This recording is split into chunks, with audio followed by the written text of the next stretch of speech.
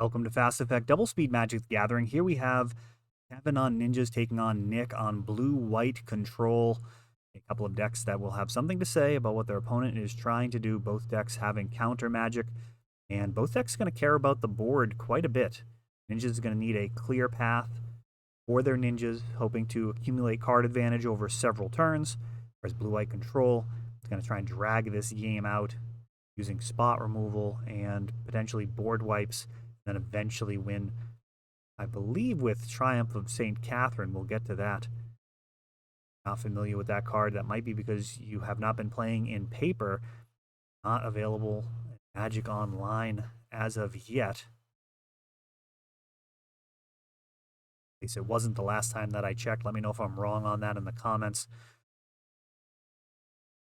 One of those times where the coding that goes into bringing in the entire 40K set, kind of holding everything up. They're not just going to bring in a couple of cards. They want to bring them all in at once. Now we have a Changeling Outcast, one of the backbones for the deck.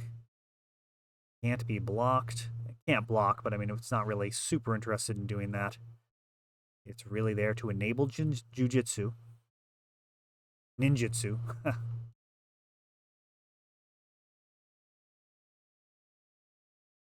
Kevin pondering. I don't even know what a card mechanic Jujitsu would look like. Ninjutsu, sneaking in those creatures without actually paying their mana costs.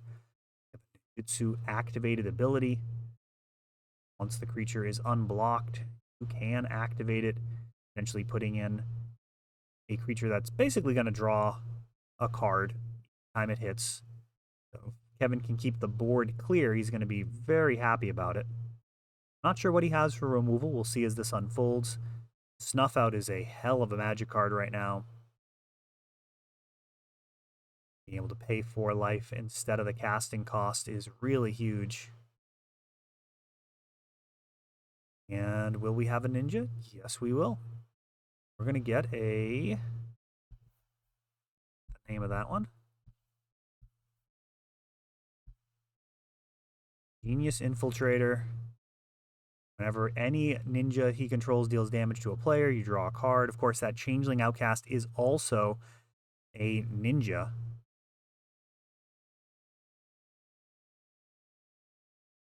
Here I feel like Kevin probably would have been happier fetching out Underground Sea at some point. Being able to recast that Changeling would have been a pretty big deal if the Swords to Plowshares didn't take care of the ninja. We see here. Never been better removal than that. From day one, Swords to Plowshares, just so good. Exiles the ninja, and then that Changeling Outcast now doesn't have the ability to draw cards without him. Got a Changeling Outcast and an Ornithopter. Now on Nick's side, he's got a card you may not be familiar with as well. This is Staff of the Storyteller, bit of a value engine. Whenever you create one or more tokens, you put a story counter on it, and you can pay a white and tap it to draw a card. So they work really well in pairs. Of course, it works well with Shark Typhoon as well.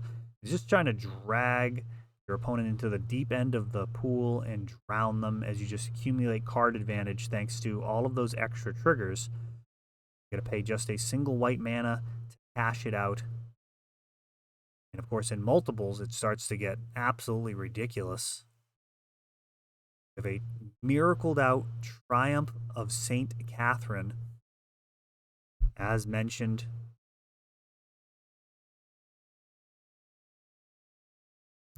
wow, is that a...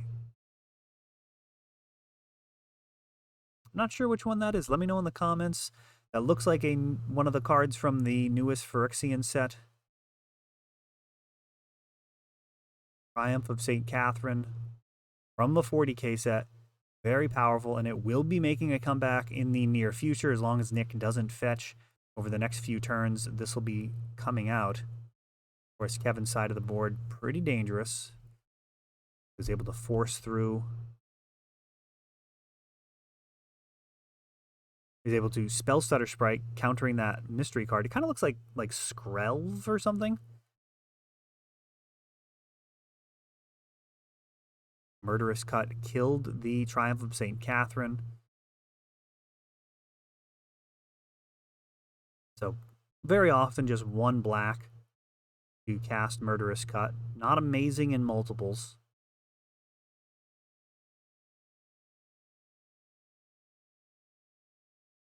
Worth noting that the Spell Stutter Sprite counters based off of the number of fairies you control, and again, the Changeling Outcast doing extra work, counting as a fairy and a ninja. And everything turns sideways, actually holding back the Ornithopter. And we have a cycled Shark Typhoon. So he's going to get a card and a 2/2 body.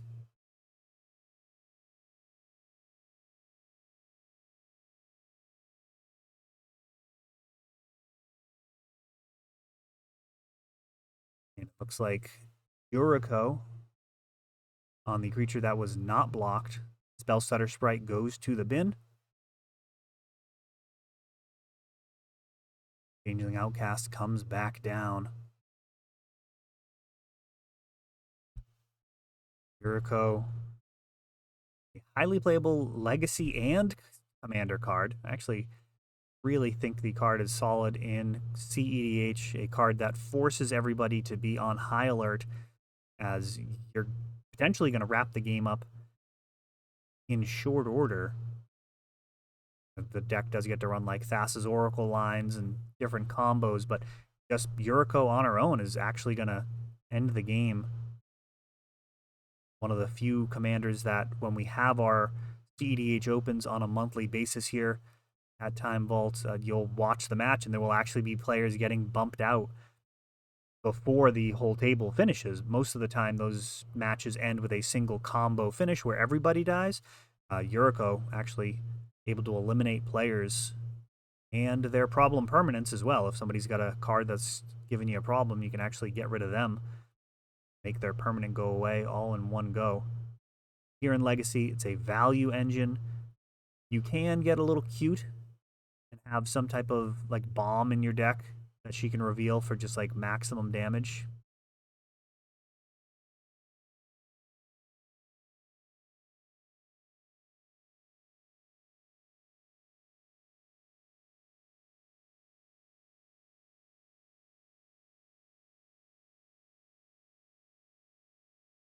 Beating Yuriko again. And of course, she is a ninja. A prismatic ending takes care of her. I do wish that life total was on camera. I actually bought an iPhone just for the channel here. Thanks to Rodney for refurbishing that. Shark continuing to beat down.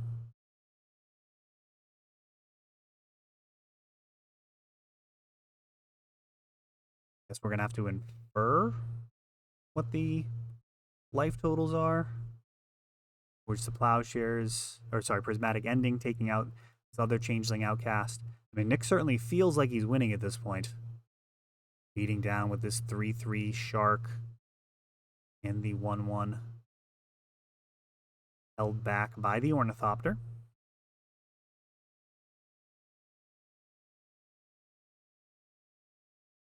Whole lot of basic lands there. Nice looking ones too. Orange black border look great on the stream.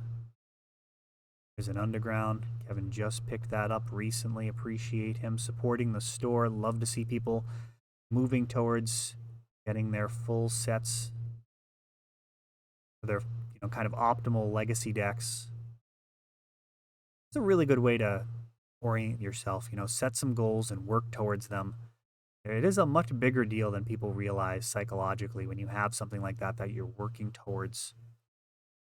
Whether it's saving up store credit from your wins or setting aside money every week, however you're doing it, just having long-term goals rather than the short-term instant gratification. A really great way to go. We have another staff. staffs reload each other as they make those 1/1s.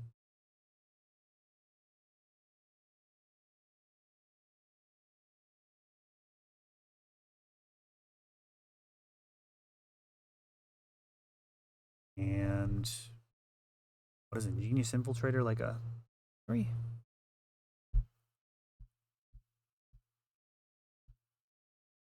2/3. Okay, that makes sense.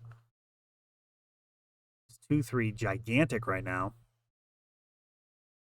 Not able to make enough bodies, staff to take it all down. Instead, opting to chump block.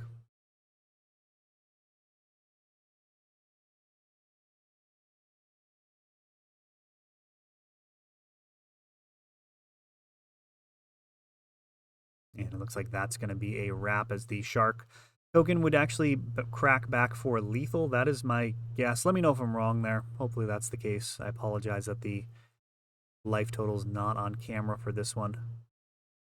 I may have to make like a little rig to stop people from moving that.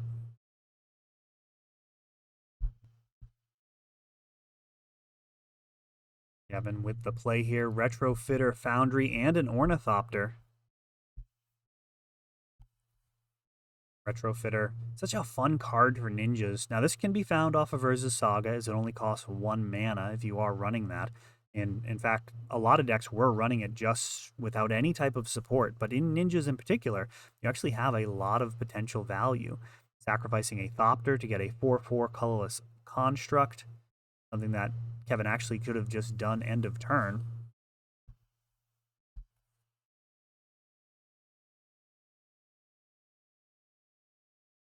Board not looking great. Basic planes versus all of that on Kevin's side. Nick's got some work to do here. He's got his Staff of the Storyteller.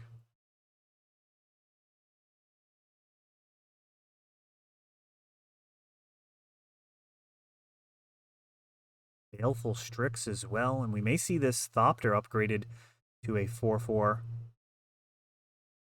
now that he has a suitable ninjutsu enabler. Baleful Strix is actually about as good as it gets, picking that up and then being able to replay it, getting an extra card out of it. I mean, there's nothing that you don't like about that as a ninjas player.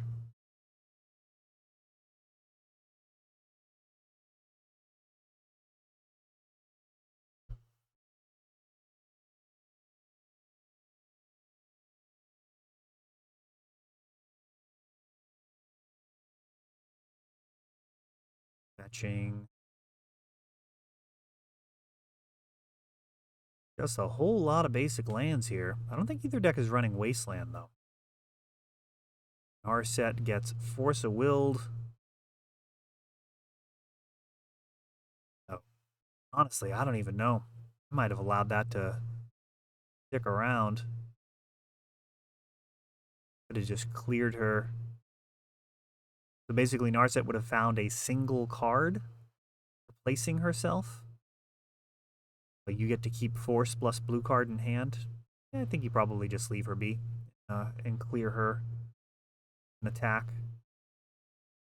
I believe Nick's going to be dead on the next turn anyways. Though an argument against that would be Supreme Verdict. If Nick runs Supreme Verdict, which he very well may, being able to dig deeper for it is not a given you're going to be able to counter his next spell if it's an uncounterable spell like Supreme Verdict. So Kevin may have actually made a tighter play there.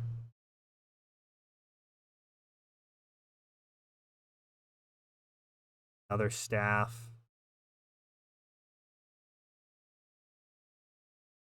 Getting a body. I mean, this is going to soak up a little bit of damage.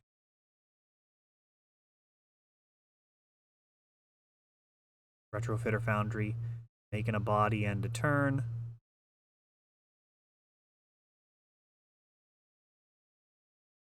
Actually kept his Baleful Strix home. Interesting. Would have thought that would be getting in there no matter what.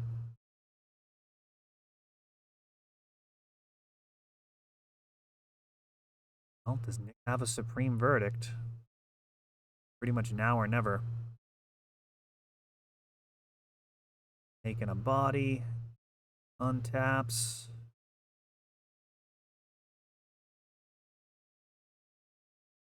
During the scoop phase?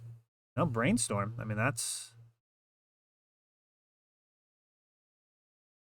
potentially going to draw him into a Supreme Verdict and the mana to cast it.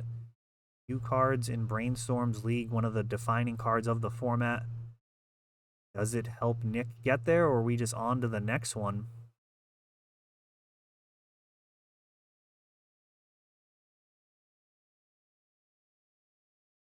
Another staff. So many bodies.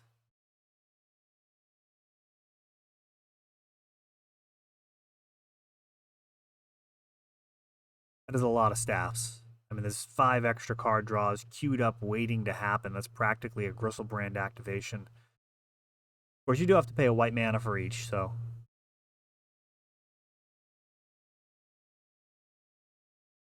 Let's see how this goes for Nick. What can he even do here? I mean, I feel like he's got to be pretty close to dead. Can't see the life totals.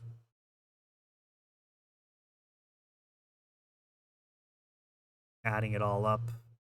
Does enough damage get through? Even if he blocks a 4/4, it does. So he's scooping it up there. Yeah, that seemed like he was very far gone. So he'll have to play in this third game.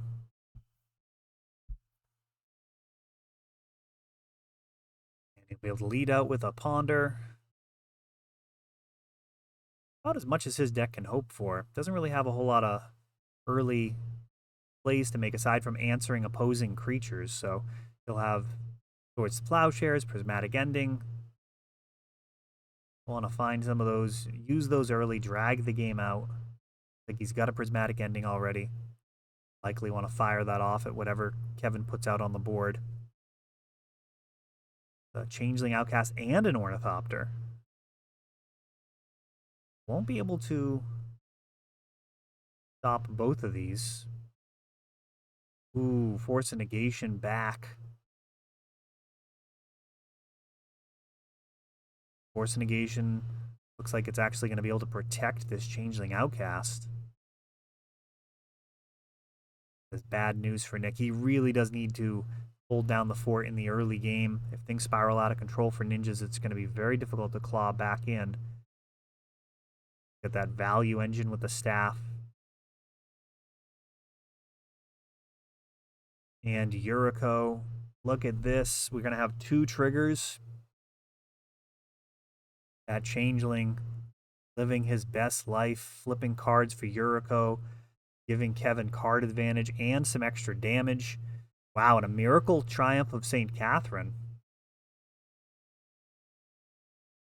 That might actually just be the miracle that Nick needs to pull himself back into this game. He was in a terrible spot. Just bombed a 5/5 lifelinker for 2 mana.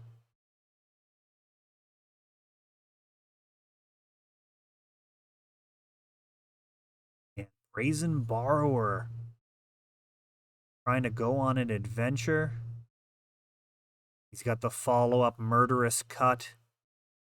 Force of Will stopped the one side of it.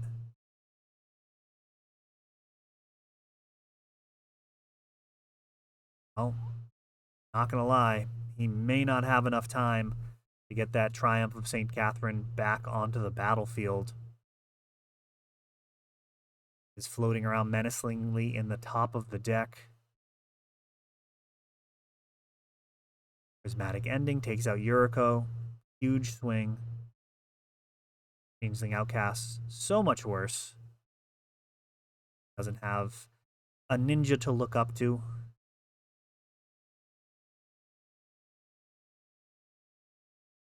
Doing his best ninja impression.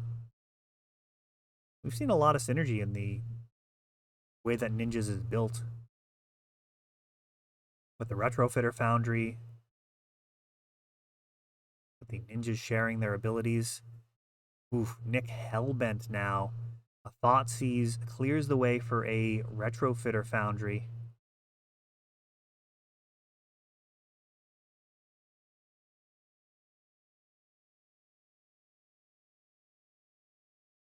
It's a 4/4. We got Brainstorm. Kevin has a serious amount of damage on board here, potentially.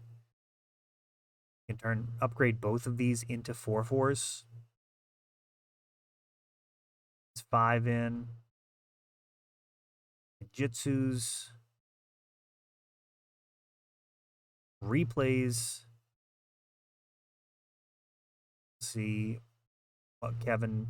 No, he doesn't even need to follow it up. That is plenty. He's got Yuriko, a 4/4, and a Changeling Outcast. That is enough for Nick. He sees the Supreme Verdict. That was an absolute bomb floating around in his deck, waiting for that to show up. That is an incredibly potent card versus ninjas, though.